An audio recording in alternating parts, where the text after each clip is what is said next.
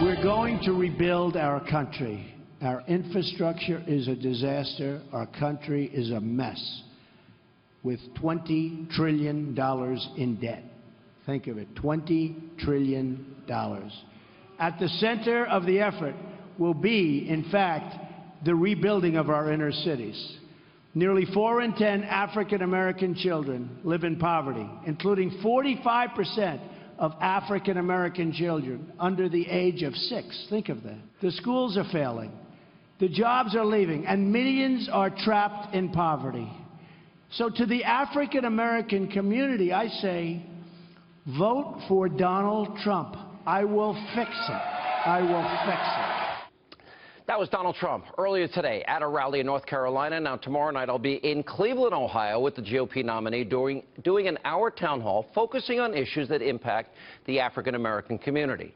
Now, we'll be doing that event tomorrow, and we'll have guests at the church at the Buckeye State. Joining us now is the CEO for the National Diversity Coalition for Donald Trump, the Reverend Darrell Scott, and also joining us, Senior Advisor for African-American Outreach for the Trump campaign. Omarosa is on my show. I can't believe it. Hi, Hannity. You have one name. Everybody knows you as Omarosa, and Fox News contributor DeRoy Murdoch. Since Obama's been president, there's been a 58% increase, Black Americans on food stamps.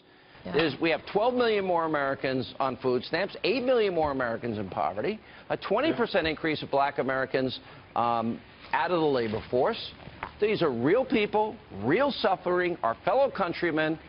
Democrats play the race card every year. Will it work this year, Pastor?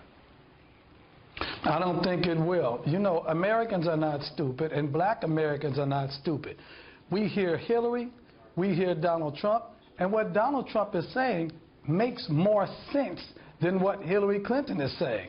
She's trying to sell us on some type of fantasy of some utopian society, while Trump assesses the world through a realistic viewpoint.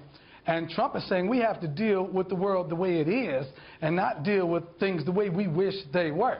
And so what happens is the Democrats, Hillary Clinton, they try to make it a personal choice rather than a political choice.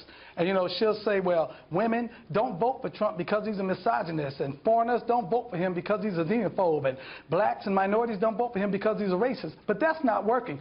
The field is clearer now. We don't have 19 different voices to hear. There are 2 candidates left. We're able to hear what she says. We're able to hear what he says. We're able to process it. And once again, what he says makes a whole lot more sense than that crazy stuff she's talking about. Omarosa, you're going to be joining us tomorrow. Look forward to seeing you again. And what are your thoughts on all this?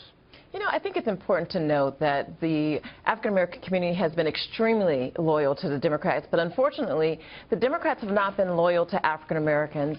Among those statistics that you mentioned, we also saw home ownership among African-Americans drop significantly. When you look at a city like Chicago, where 60% of the young African-American men are either unemployed or not in school, we are failing the community, and Donald Trump wants to bring change to the inner city. And he's reaching in deep. He keeps giving speech after speech and black church after black church. He's saying, I want your vote. I'll fix the educational system. He's willing to earn it. He's not going to take the African-American community for granted, as the Democrats continue to do. And I like that he's asking for those votes, because Republicans, frankly, in the past have not done enough outreach. That's exactly right. Somebody asked me today, what is the secret? Why is Trump increasing his support among black voters? According to one poll, up to 19.6. And if that's true, that's just astonishing.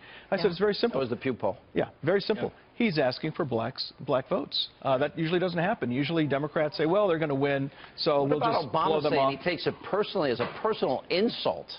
Really an astonishing comment that somehow that we owe it, we're his property and we're supposed to do as our master says, or something like that. That's just appalling. And I think that Trump is doing the right thing. He's going out and asking for black votes, which is unusual. And he's doing so on very specific issues, like school choice, for example. He's very, very specific about school choice. He wants to have a block grant program to give states, I believe it's $20 billion that they can use for school choice initiatives. And you look at Hillary Trump, and she's completely a tool of the teachers.